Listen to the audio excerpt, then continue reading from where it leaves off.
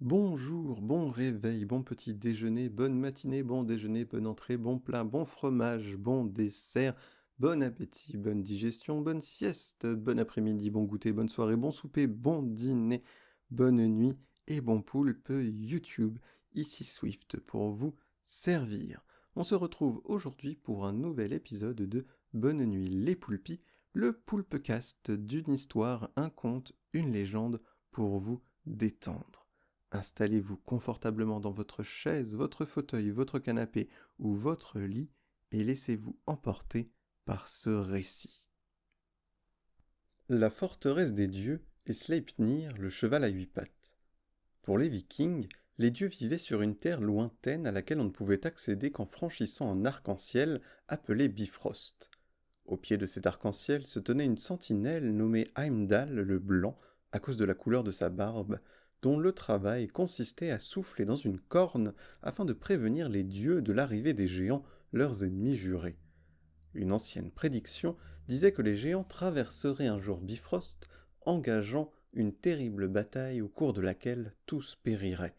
Cette bataille marquerait le crépuscule des dieux, la fin des temps. En attendant la fin des temps, les dieux songeaient surtout à se protéger des escarmouches qui les opposaient fréquemment aux géants. Dans ce but, ils tracèrent les plans d'une citadelle circulaire d'une hauteur majestueuse et dont la muraille entourerait par 7 fois Asgard. Elle compterait en outre 7 tours, 7 contreforts, 7 fortins, 7 fossés et 7 glacis. Les dieux affinaient inlassablement leur projet, tout en sachant qu'ils ne pourraient le mener à bien, n'étant pas eux-mêmes assez habiles pour élever de semblables remparts. Les dieux vikings, on le voit, étaient de grands parleurs, mais de petits faiseurs. Frigg, la femme d'Odin, envoya un jour un pigeon de par le monde pour annoncer que les dieux cherchaient un artisan susceptible de les aider. Le pigeon revint après un long voyage et confia à Frigg qu'un maçon s'était dit capable d'élever leur citadelle. Il était en route et ne saurait tarder. Quelques jours plus tard, Heimdall le Blanc souffla dans sa corne pour annoncer qu'un homme avait franchi Bifrost. Tous les dieux se réunirent pour accueillir l'étranger. Le maçon, les vêtements poudreux, salua poliment les dieux et leur dit d'une voix posée. « J'ai appris que vous cherchiez un artisan pour élever les murs de votre citadelle. Je suis un maître ouvrier inégalable dans la construction des fortifications. Faites-moi confiance, la citadelle que je bâtirai vous protégera sûrement contre les géants. » « Quelles sont tes conditions ?» demanda Odin qui savait que rien ne se fait pour rien. « Pour réaliser l'ouvrage, donnez-moi le temps de 3 saisons, que les fleurs parfumées recouvrent 2 fois la plaine où nous nous trouvons. »« Est-ce tout ?» s'exclama Odin, surpris qu'un homme soit aussi raisonnable. « Je veux aussi la lune et le soleil, » ajouta le maçon. « Cela est impossible, » tonna Odin. « Et j'exige en plus Freya, déesse de la beauté, » conclut l'ouvrier.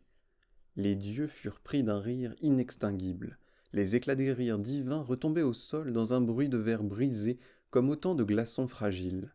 « Tu es un fou ou un homme téméraire, ou bien les deux, » déclara Odin, père des dieux et des hommes. « Quitte ce lieu avant que je ne te fasse dévorer par Hugin et Munin, mes corbeaux. » L'ouvrier ne dit mot, et il s'apprêtait à rentrer chez lui lorsque Loki, le dieu du mal, le chicaneur, la honte et le calomniateur des dieux, le retint.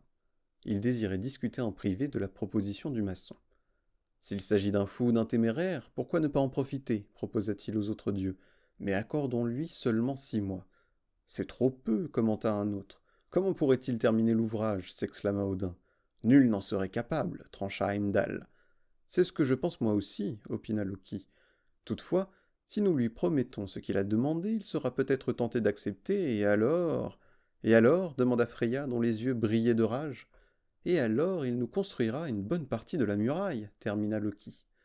Freya était inquiète. Si le maçon parvenait malgré tout à terminer l'ouvrage, elle devrait le suivre. « Tu peux dormir tranquille, Freya, » la rassura Loki. « Puisque le maçon ne pourra satisfaire les conditions exigées, nous ne lui donnerons rien du tout. Il s'estimera trop heureux qu'on lui laisse la vie sauve. Mais peut-être qu'il aura construit un tiers de la forteresse, et c'est déjà quelque chose. » Odin exposa leurs conditions au maçon. « Nous ne t'accordons qu'une seule saison pour accomplir ton ouvrage, et tu auras ce que tu souhaites.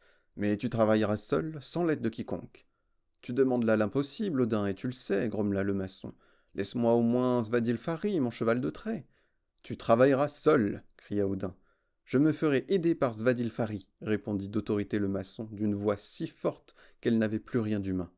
Loki murmura alors à l'oreille d'Odin.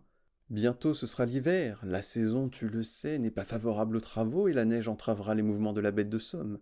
Que t'importe que cet idiot cède de son cheval? C'est vrai, pensa Odin. Un pacte fut rédigé. On y établissait que si une seule pierre manquait à l'édifice, le maçon ne pourrait réclamer comme prix de ses fatigues ni le soleil, ni la lune, ni Freya, splendeur entre les femmes. Cependant, le maçon exigea que l'on garantisse sa sécurité durant la construction des murailles. Il craignait que les dieux ne lui jouent des tours dans le but de retarder la construction. Odin jura solennellement au nom de tous les dieux et le pacte fut conclu. À l'aube du premier jour, le maçon se mit à l'œuvre. Il traça d'abord la ligne où devaient s'ériger les murailles, puis les ouvertures correspondant aux 7 portes monumentales. Ensuite, ayant attelé Svadilfari à une charrue, il creusa les fondations et y transporta des pierres. Il s'agissait de masses hautes comme des montagnes, taillées dans le granit le plus dur, et l'étalon les traînait derrière lui comme des fétus de paille. L'animal fournissait une somme de travail incomparablement plus grande que celle de son maître. Le père des dieux était nerveux. « Ne t'en fais pas, Odin, disait Loki. À ce rythme, ils s'épuiseront bientôt. » À l'aube du deuxième jour, le maçon creusa 7 fossés et détourna un fleuve. Il y a plein de fleuves dans le monde des dieux, qui les remplit rapidement de ses eaux boueuses. À l'aube du troisième jour, la pluie était abondante, les chemins fangeux et impraticables. Pourtant, l'artisan et son cheval travaillaient. La nuit, le maçon chargeait les pierres et dressait les plans de la forteresse. Le jour, il érigeait des murs et des bastions qui furent rapidement si hauts que l'ouragan lui-même n'aurait pu souffler par-dessus. Un simple humain peut-il autant travailler? Se demandait Freya anxieuse. Il ne resta bientôt plus que 3 jours pour achever les travaux, et seule manquait encore la porte sud. Le maçon allait relever le pari des dieux. Freya était au désespoir. Est-il possible que la plus belle des déesses finisse dans les bras de ce simple maçon? S'alarmait la douce Frigg, déesse de la fertilité, femme d'Odin et maîtresse du ciel. Je sacrifierais volontiers ma toison dorée si cela pouvait sauver Freya la belle, dit Sif aux cheveux d'or, femme de Thor. Freya, seule dans un coin, sanglotait. Il était impossible de rompre le pacte, il en allait de l'honneur du Père des dieux. Comment avons-nous pu souscrire à un pacte pareil? Hurla Odin en colère. Nous risquons à présent de perdre le soleil et la lune, et Freya la belle, notre prêtresse, deviendra la femme d'un maçon. Les regards des dieux se tournèrent alors vers Loki. Ils firent un cercle autour de lui et l'accusèrent d'être responsable de cette situation catastrophique. On lui fit comprendre qu'il avait tout intérêt à ce que le maçon ne termine pas son travail. « Soit, je veillerai à ce que le maçon échoue, mais je ne peux rien vous promettre. » Sans attendre, Loki se transforma en ver et s'enfonça dans les entrailles de la terre, échappant ainsi à la colère des dieux. La nuit tomba. Bifrost, le pont enchanté, s'éteignit. Seules les étoiles et la lune resplendissaient. Cette nuit-là, comme bien d'autres avant elle, le maçon conduisit son étalon vers la carrière de granit pour y chercher les derniers morceaux gigantesques. La forteresse d'Asgard serait achevée comme prévu. « En avant, Svadilfari, l'encouragea l'ouvrier. C'est le dernier voyage et à nous le soleil, la lune et Freya, belle entre toutes. » L'animal avançait entraînant les masses énormes qui creusaient des vallées dans le sol meurtri. Arrivés au pied de la forteresse, ils traversèrent les 7 fossés que protégeaient 7 fortins munis d'un pont-levis, puis descendirent les 7 glacis et franchirent autant de terre-plein. Le maçon était fier de lui. Les tours s'élançaient fièrement dans le ciel. Il était encore tout absorbé par la contemplation de son œuvre quand une jument sortit de la forêt et courut vers Svadilfari en poussant les hennissements que font les chevaux lorsqu'ils veulent s'accoupler pour avoir des petits. L'étalon reconnut l'appel. Il devint fou, se cabra et brisa ses mors. La jument galopa vers la forêt où Svadilfari la suivit au grand désespoir de son maître.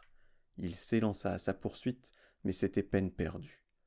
L'homme se prit les pieds dans une racine de chêne et tomba si rudement face contre terre qu'il se cassa les dents. Un épais sang noir jaillit de sa bouche, tandis que des larmes de colère coulaient de ses yeux. L'ouvrier savait que sans l'aide de son cheval, il ne finirait pas l'ouvrage à temps. Sous l'emprise d'une épouvantable fureur, son corps enfla et se déchira, laissant apparaître celui d'un géant qui avait imaginé ce stratagème pour dérober aux dieux le soleil, la lune, et Freya. Odin et les autres dieux, l'apercevant, se préparèrent au combat. Thor le Tonnant, ennemi juré de la race des géants, lança Mjolnir, son marteau, fléau massacreur, qui brisa le crâne du gigantesque imposteur. Comme il ne restait plus que 7 mètres de forteresse à construire, les dieux se mirent à l'ouvrage et la terminèrent eux-mêmes. Nul ne revit plus jamais Svadilfari. Et Loki? Qu'est-il advenu de Loki, me demandez-vous?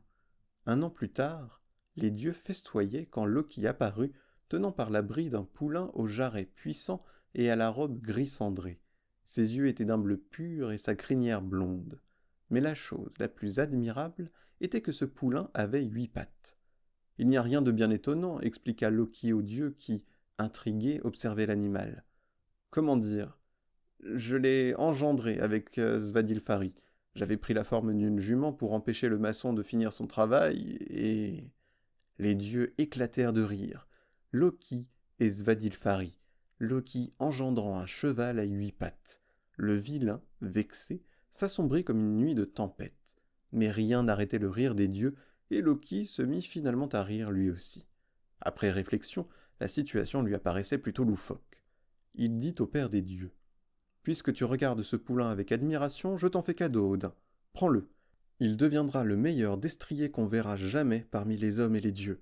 Grâce à ses 8 pattes, il ne connaîtra jamais la fatigue. Il te transportera à travers le monde à la vitesse de la pensée. » C'est ainsi qu'Odin, le très sage, le père des hommes et des dieux, possède un cheval à 8 pattes qu'il a nommé Sleipnir, dont il a fait son inséparable compagnon en temps de guerre comme de paix. J'espère que vous aurez apprécié cette histoire.